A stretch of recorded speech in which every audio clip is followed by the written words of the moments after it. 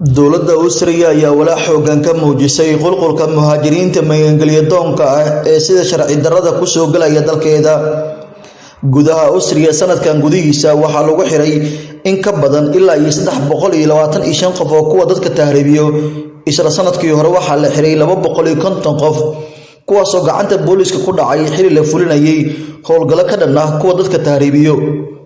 inta badan muqallasiinta ayaa lagu qabtaa gobolka Brugland oo xuduud la wadaago wadanka Hungary halkaas oo wadada laga soo galo Austria.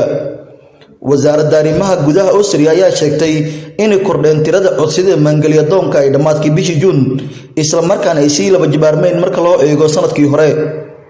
wasiirka wasaaradda arrimaha gudaha Austria Gerhard Karner ayaa yiri talaabada go'aanka ah ee ka dhanka maafayda tahriibinta dadka waa qaybta dhexe ee dagaalka lagula jiro tahriibka.